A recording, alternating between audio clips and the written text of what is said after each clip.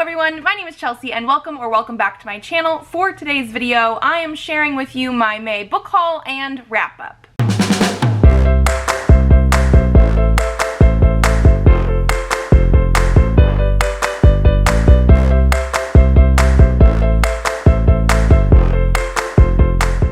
So in the month of May, I bought 7 books, or received 7 books. Some of them are pre-orders, so ultimately not crazy.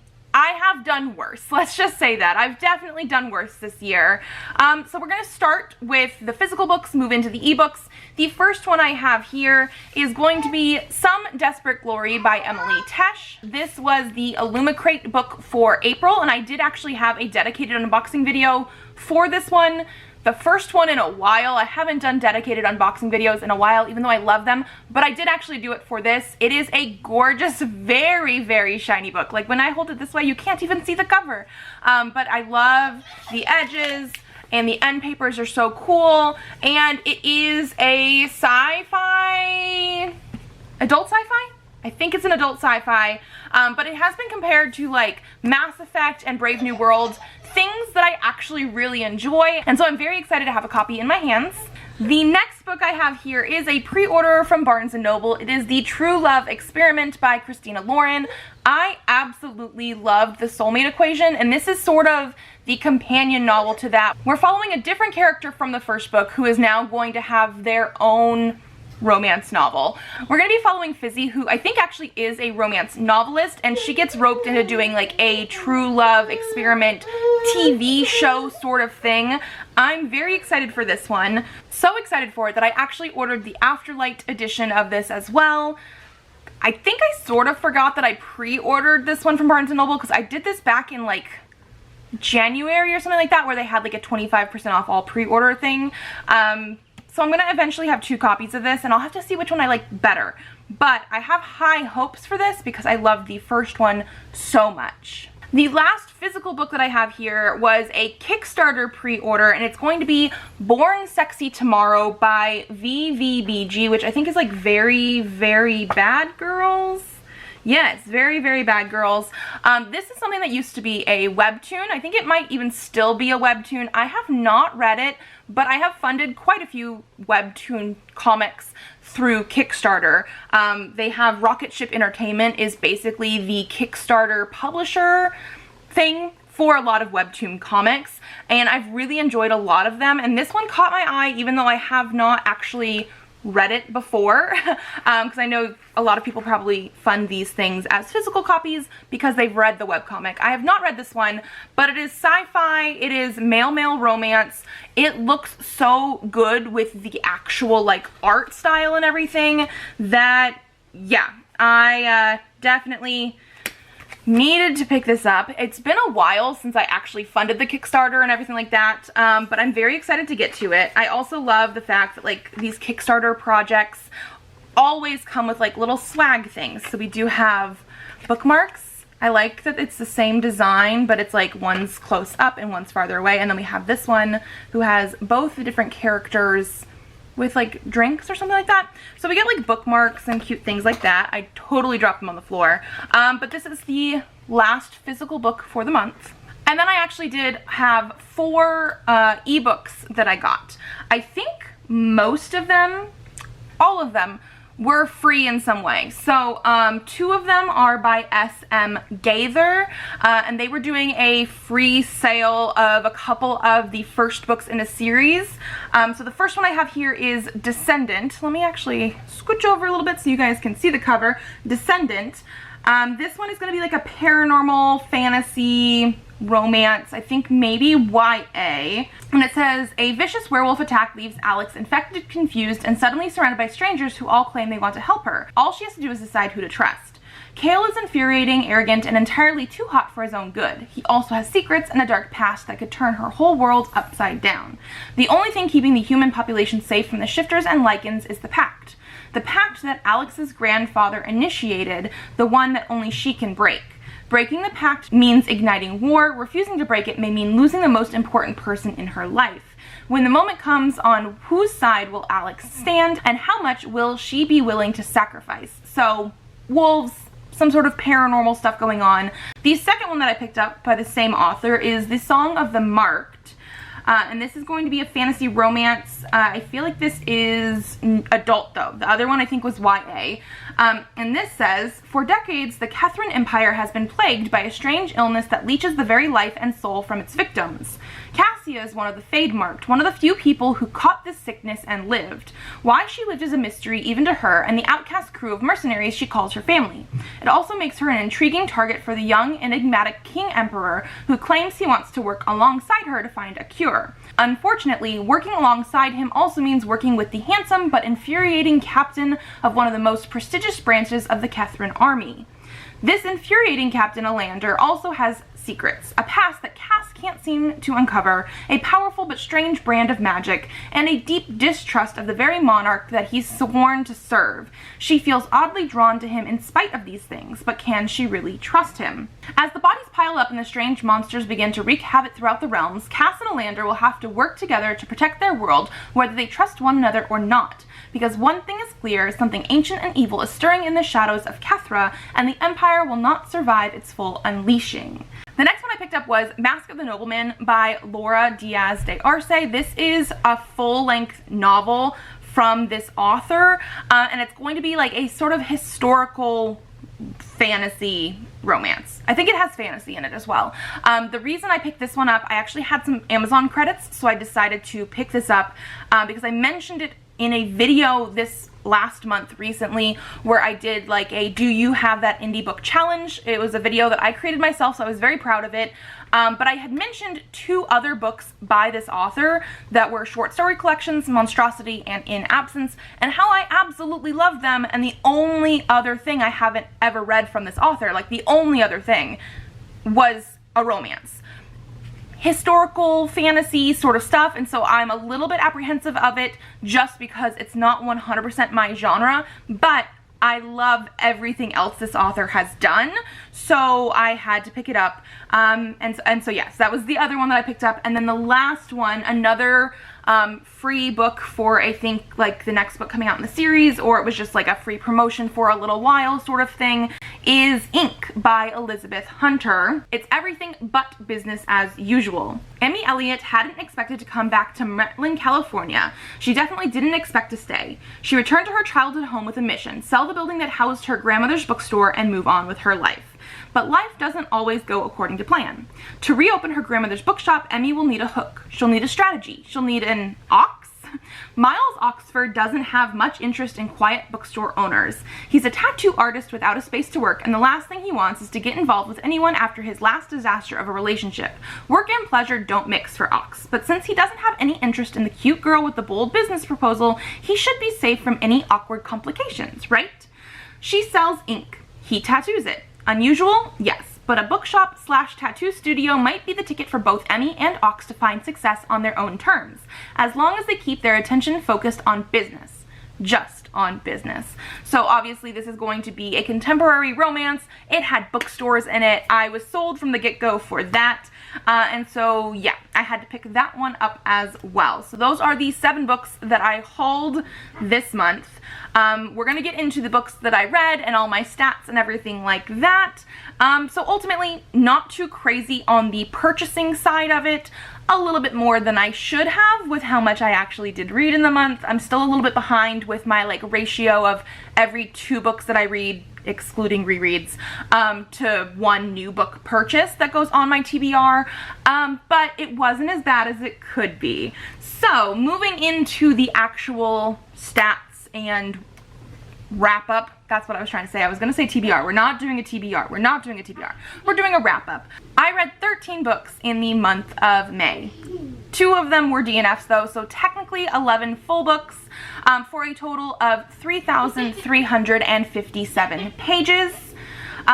2 of those books that I read also I actually listened to on audiobook, so I read 8.2 hours worth of audiobooks. Does that make sense? I think that does. So for the reading method, I had 6 physical books, 5 ebooks, and 2 audiobooks. For the genre, I read 5 science fiction, 4 fantasy, 1 romance, 1 paranormal, 1 thriller, and 1 historical. For the format, 9 of those were novels, 1 was a manga, and 3 were graphic novels or comics. They all ended up being traditionally published this month. How I got them, I had 9 books from my owned TBR. 2 of them had been gifted to me. 1 was a book I borrowed from my library, and 1 was a book that I had bought this year. As for the age groups, 6 were adult and 7 were young adults. And then we're moving into the star ratings. So my average this month is a 3.6, which is not too bad. I feel like that's about what my whole year has been so far. I did have those 2 DNFs like we talked about. 1 2-star, 1 2.5 star, 1 3.5 star, 2 4 stars, 1 4.5 star, and 5 5-star reads. So ultimately not too crazy, although we did run the gamut, and I want to say some of the lower ratings that I had were closer to the end of the month. So by the end of the month, I felt like I was not doing that great with reading, but it actually wasn't horrible. So let's jump into the books. We are going to be going from the lowest rated, or my DNFs, to my favorite book of the month. The first DNF I have here is In the Ravenous Dark by A.M. Strickland. This actually was my Patreon pick read for the last book club that we had done. I will say most of the people that read this book had some issues with it. Not everybody DNF'd it or gave it a super low rating, but there were some issues in here. My biggest thing is that it was a dark fantasy, which I am coming to realize is not necessarily my favorite. It's billed as YA, but it feels very much like it should have at least been like new adult, if we want to use that categorization, or it should have been adult. I feel like this could have been well served being an adult book. We just needed to age the characters up a little bit more. The world building needed a little bit more development as well.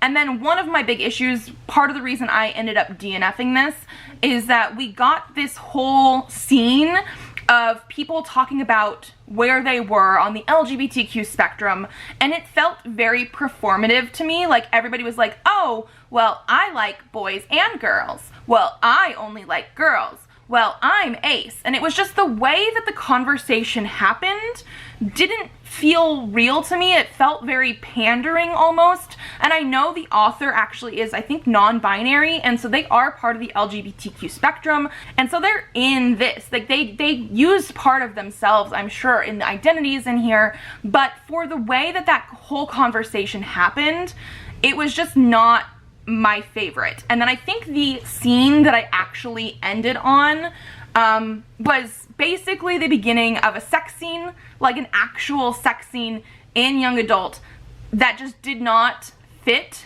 or feel right to me. I am demisexual, so like I don't necessarily want sex stuff in my books, but for a YA with how everything was coming together, it just really completely turned me off of this book, and I DNF'd.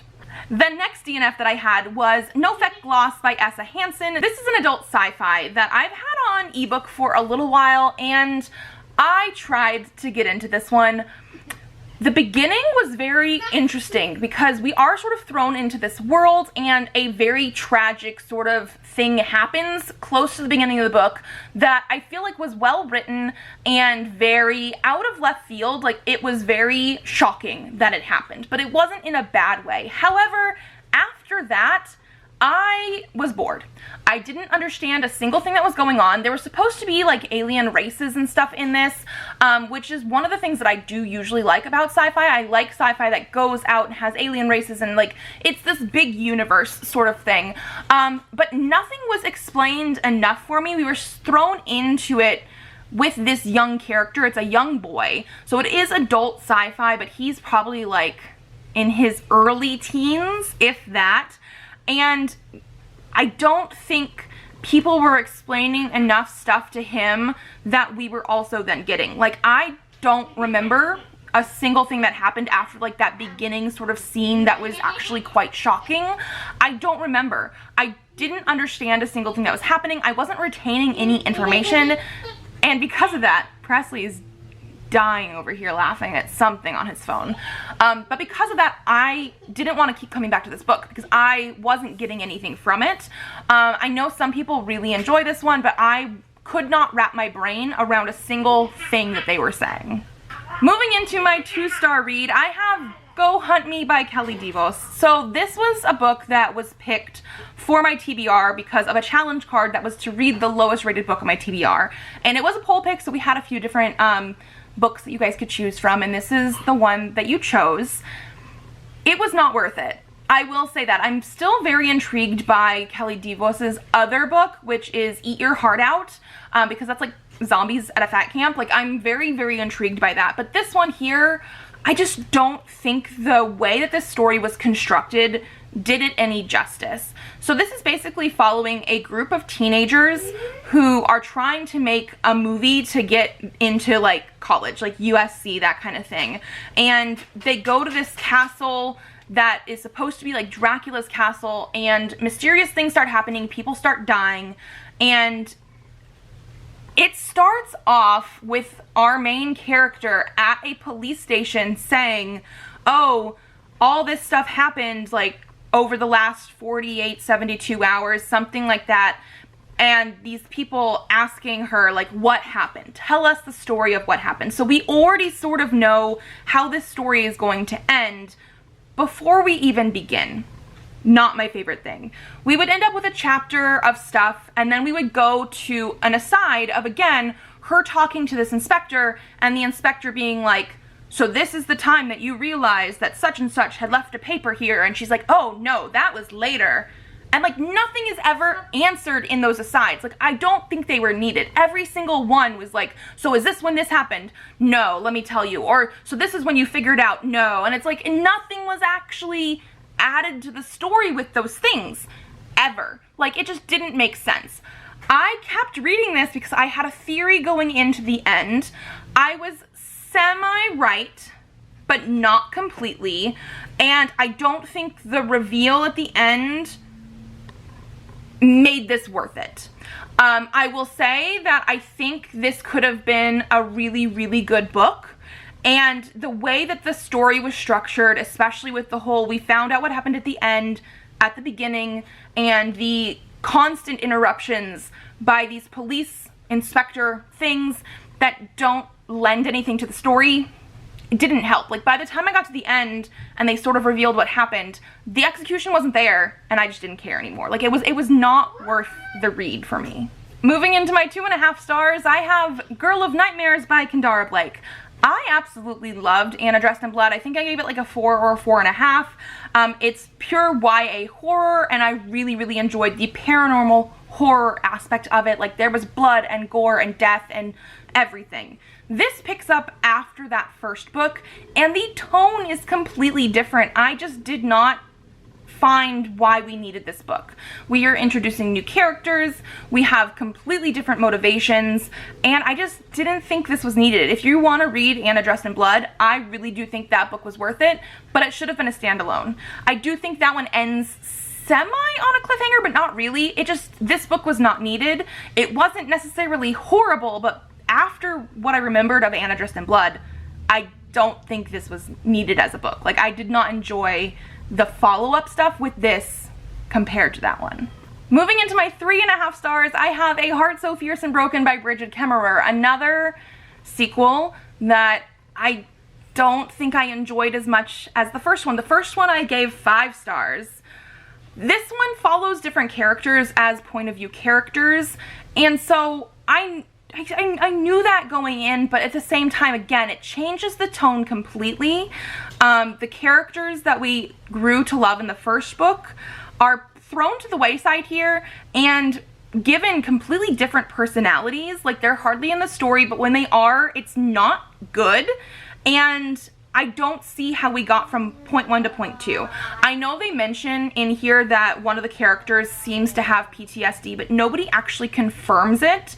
And because they're not a point of view character for us, it's hard to see any actual motivations that led from the character in book 1 to the character in book 2. I did like some of the other characters in here. It just has a completely different tone.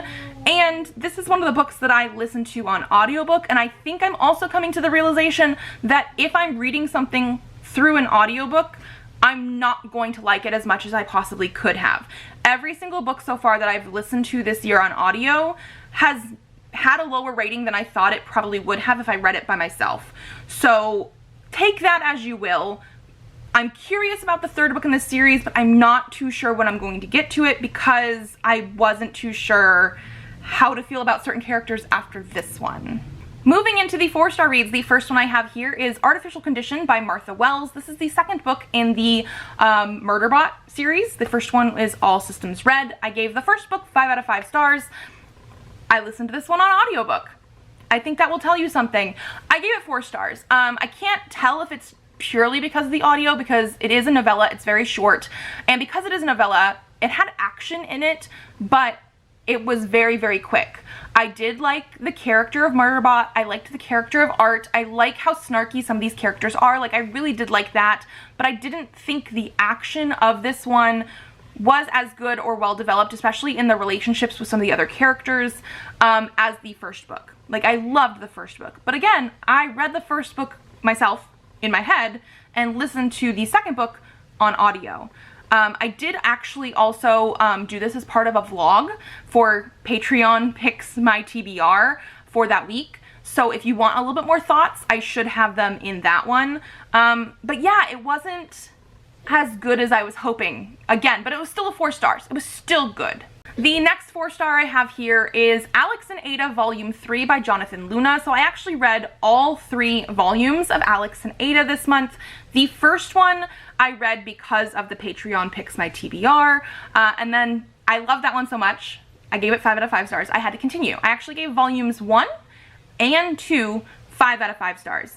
Absolutely loved them, love the development. It reminds me a lot of Detroit Become Human, which is a video game that I absolutely love.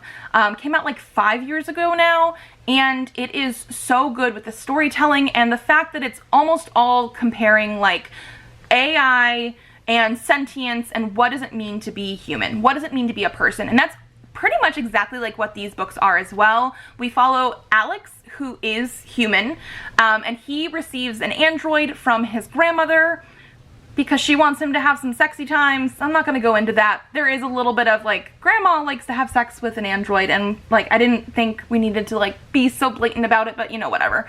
And he doesn't want an android, doesn't want to even think about that, but then realizes there is the potential to have this android be sentient and actually be a person. But that's illegal. And so it's all this whole like coming of what does it mean to be human? What is going on? How do we like stop the prejudice against this kind of stuff? I really, really love the first 2 volumes in the series. The third one, which is the final one, I gave 4 stars because it just, I think it tried to cover too much at once. It was still really, really good. I liked what happened in it. I liked some of the directions it was taking, even though it wasn't exactly what I was hoping for, but it was still really good. It was just so much happened at once that they were trying to wrap up in 1 volume that it was not as good as the first 2. Still good though. The next book that I read was a 4.5, which is Truthwitch by Susan Dennard. This is again part of the Patreon Picks My TBR, and I'm actually very happy that I read this. It was not something that was currently on my TBR. It was on my radar. Like, I feel like a lot of people know about Truthwitch. It is fantasy, very high fantasy, sort of political at times, and it's about these different magics that some people have, and our main character in this first book is a Truthwitch. She has truth magic. We have a couple different other point of view characters as well, but like, she's the main one, and she can tell if people are lying or not. And there's this whole other stuff that's going on with it, and I really enjoyed the characters. I liked the little bit of romance that was in it, but I think it's one of those things that you see a lot, you hear a lot, it's hit or miss. People either love it or they hate it. There's some mixed reviews for it.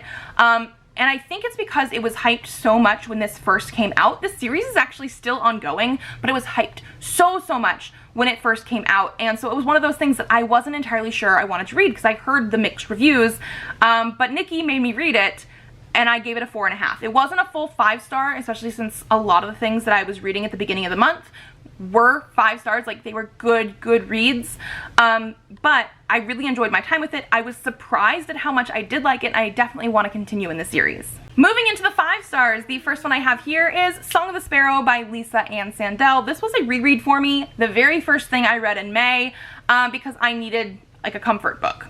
and I had posted a video like right before May started about my favorite comfort books, favorite comfort reads, and I was like, you know what, I can literally finish this in like a couple hours. I need to read this. And I will say, reading it now as a 33-year-old, and this is something that came out when I was like 18, it is not a 5-star book necessarily, but I have so much nostalgia for it, and I've read this so many times, like I have to rate it a 5-star, but that's why it's my lowest 5-star, and it's just because I've read it so many times. But this is a novel in verse that is an Arthurian story. It's about Elaine, the Lady of Shalott, and how she like helps Arthur, and I really, really love this one.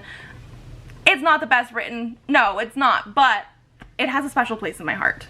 My next 5-star read is Witch Hat Atelier Volume 5 by Kamome Shirahama. This was part of my TBR, and I'm very glad I picked this one because I read the first 4 last year. Absolutely love them. They are so, so cute. And we're just continuing to get into more of what this world is and what the magic is, and between volume 4 and 5, we're actually in the middle of like a trial for these little apprentice witches. So I think we like finished the trial in this one. Officially, we're probably going to move into more stuff in volume 6. But I just really love the found family and the friendships and like the magic system and stuff here, and the fact that the art style is amazing. Like I just really, really love this one. This is a series that I feel like a lot of people need to try. It's just so cute, and I loved it so much. Then we already talked about Alex and Ada Volume 1 and 2, so the last book we have to talk about, which is my favorite book of the month, is The Charm Offensive by Alison Cochrane. This is an adult romance, contemporary romance, male romance, basically about a guy who is going on to like a bachelor type of dating show, but like also based on like fairy tales, and his like assistant. I absolutely love this one. We have lots of good talk about mental health and OCD and depression, and a lot of that goes into here. Like we get into quite a bit of things going on with these characters, and that made them feel real to me, made them feel well-rounded. Also, one of them is demisexual, like confirmed. I absolutely loved this book. Could not put it down. This is another one I read in the vlog, so if you want to see more thoughts, go there. But like, it has a very, very special place in my heart because it was just so, so well done. And I know there are some people that are like, why was everything, you know, mental health stuff too? Because I've looked at some of the reviews, and to me, they just make them feel more like real characters. It's not just something that's focused on the romance between them. It's about friendship, and not even just their friendship, other people's friendship, and being who you are and figuring out what works for you. And I really, really love the messages in here. And so yeah, 5 out of 5 stars. I love this one. And it's almost nap time for Elliot. So we are going to end this here. Hopefully this wasn't a super long video. I was trying not to be, but I read a lot of good things and some bad things in the month. If you like this video, give it a thumbs up to let me know. Subscribe to this channel if you'd like to see more videos. I do have videos coming out on Tuesdays and Thursdays, so I will see you then. Bye.